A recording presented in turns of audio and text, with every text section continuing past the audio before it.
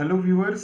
तो आज की क्लास में हम थ्री डायमेंशनल ज्योमेट्री से एक important and conceptual problem solve करेंगे जो कि इंटरसेक्शन ऑफ प्लेन्स से रिलेटेड है। राइट।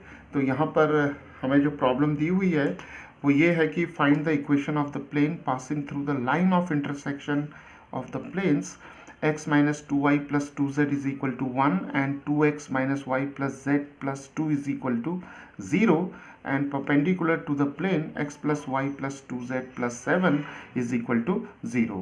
राइट। तो इंटरसेक्शन ऑफ प्लेन से रिलेटेड ये एक बहुत ही इम्पॉर्टेंट प्रॉब्लम है और यहाँ पर हमें उस प्लेन की इक्वेशन फाइंड आउट करनी है जो इन दोनों प्लेन्स के जो लाइन ऑफ इंटरसेक्शन है वहाँ से पास हो रहा है and that plane is perpendicular to this given plane।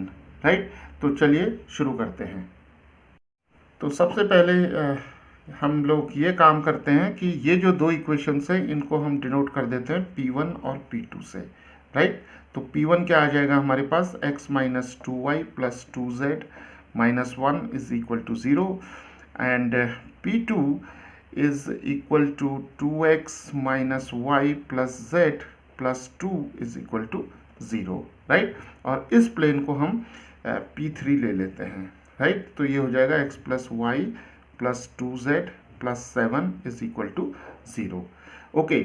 तो अब हम ये मानते हैं कि जो प्लेन हमारा P1 और P2 के इंटरसेक्शन से पास हो रहा है। राइट। तो चलिए एक रफ डायग्राम यहाँ पर बनाते हैं। मान लीजिए ये प्लेन है हमारे पास P1। Right. So this is the plane P1 and let us take the plane P2 like this, right? Suppose this is the plane P2. Okay, so now we have to find the equation of that plane which passes through the line of intersection of P1 and P2। अब देखिए जब दो lines आपस में intersect करती हैं तो वो एक पॉइंट पर करती हैं। राइट। लेकिन जब दो प्लेन्स इंटरसेक्ट करेंगे तो वो एक लाइन पर करेंगे। तो इसलिए हम कहते हैं कि the equation of the plane passing through the line of intersection of the planes. Right. So this is the line of intersection of these two planes and we have to find the equation of that plane which passes through the line of intersection of these two planes। तो इस तरीके के जो plane होगा, मान लीजिए वो plane है P। राइट। उस प्लेन को हम मान लेते हैं P is the required plane. तो P की इक्वेशन क्या हो जाएगी? P1 plus lambda P2 is equal to 0। Right. तो लैम्डा जो होगा यहाँ पर एक स्केलर हो जाएगा। So P1 plus lambda P2 is equal to 0 represents the plane which passes through the line of intersection of P1 and P2 for some value of lambda। तो ये जो लैम्डा होता है यहाँ पर, इस लैम्डा को हमें फाइंड आउट करना होता है।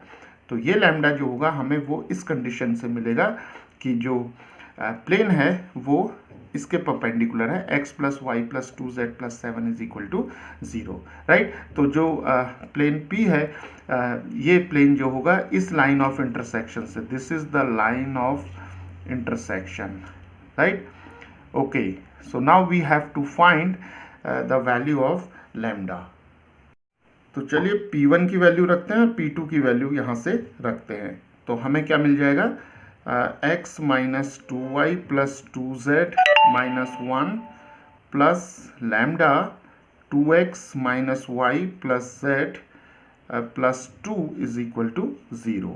राइट। तो अब हम इस इक्वेशन को थोड़ा सिंप्लीफाई कर लेते हैं और जो x y z के कोफिशिएंट्स हैं उसे लिख लेते हैं। इट मीन्स कि we can write this equation in this form ax plus b y plus c z plus d is equal to 0। तो इस फॉर्म में इस इक्वेशन को लिखते हैं। तो हमें मिल जाएगा 1 प्लस 2 लैम्डा और यहाँ पर आ जाएगा x, फिर हमें मिल जाएगा यहाँ पर माइनस 2 माइनस लैम्डा y, फिर हमें मिल जाएगा यहाँ पर 2 प्लस लैम्डा z और यहाँ पर आ जाएगा हमारे पास minus 1 plus 2 lambda is equal to 0।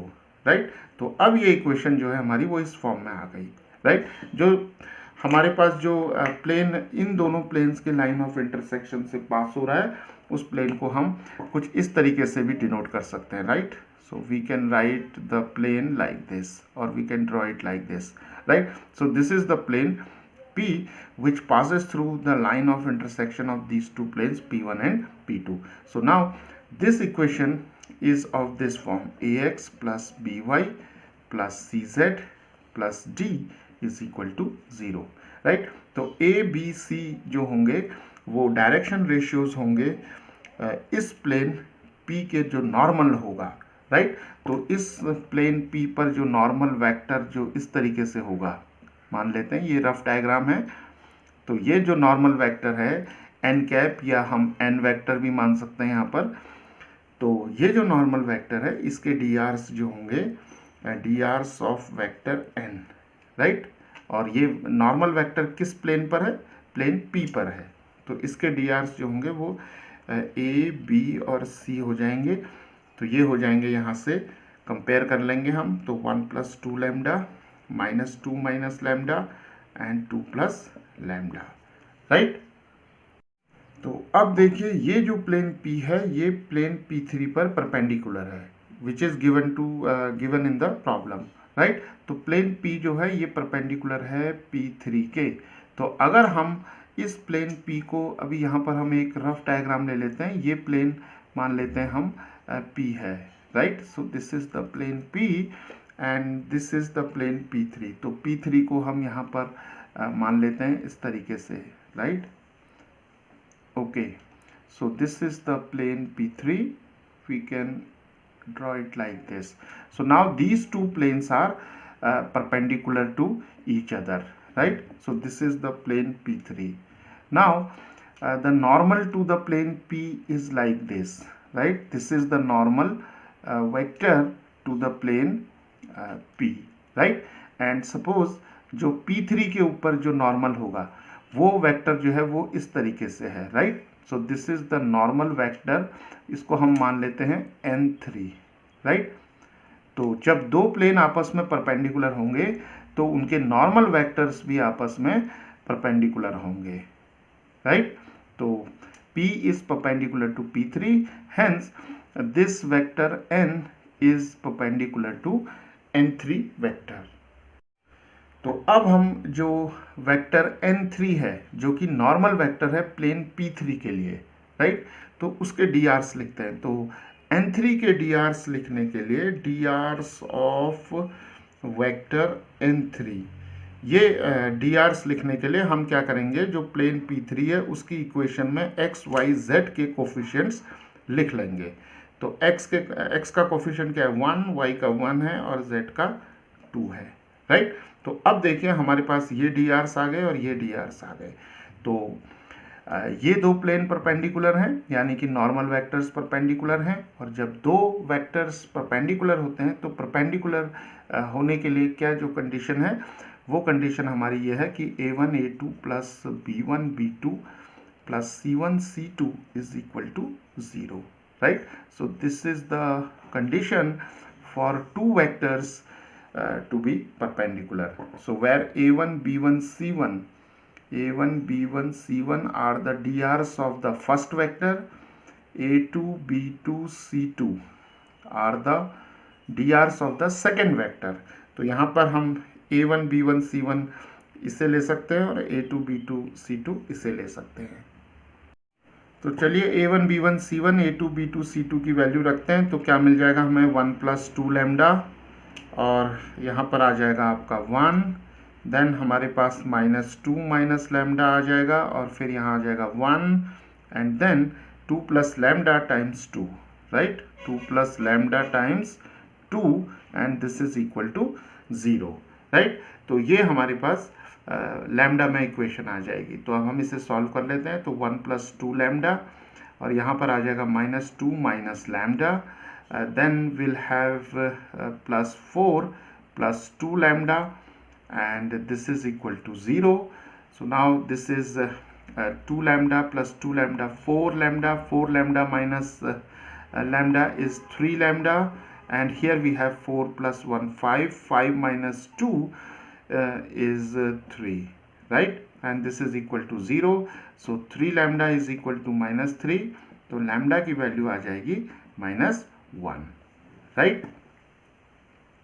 तो इस तरीके से हम जो लैम्डा है उसकी वैल्यू फाइंड आउट कर सकते हैं, राइट। तो अब हमें इक्वेशन जो प्लेन P की इक्वेशन है जो कि P1 और P2 के इंटरसेक्शन से पास हो रहा है, उसकी इक्वेशन के लिए लैम्डा की वैल्यू हम यहाँ पर रख देंगे, राइट। तो P की इक्वेशन क्या आ जाएगी, P1 माइनस यहाँ पर -1 रख सकते हैं हम और ये 0 हो जाएगा, राइट। तो this is P1 minus P2 is equal to 0, right. तो अब हम यहाँ पर P1 और P2 की वैल्यू भी सब्सटीट्यूट कर सकते हैं। तो P1 आ जाएगा आपका x minus 2y plus 2z minus 1 and here we have P2 is 2x minus y plus z plus 2 is equal to 0। तो चलिए अब इसे सिंप्लीफाई कर लेते हैं। तो ये आ जाएगा x minus 2y plus 2z minus 1 minus 2x plus y and minus z and minus 2 is equal to 0. So x minus 2x is minus x, minus 2y plus y is minus y, 2z minus z is plus 2z, here we'll have plus z and minus 1 and minus 2 is minus 3 and that is equal to 0, right। और अगर हम इस equation के दोनों तरफ -1 से multiply कर दें तो हमें मिल जाएगी x plus y minus z plus 3 is equal to 0, right. So this is the Cartesian equation of the plane P which passes through the line of intersection of P1 and P2। तो ये Cartesian equation हो जाएगी। अगर हम चाहें तो इसकी vector equation भी लिख सकते हैं। तो वेक्टर इक्वेशन के लिए हमें लिखना होगा r dot I cap plus J cap minus के cap plus 3 is equal to 0, right? So this is the vector equation and this is the Cartesian equation of this plane P.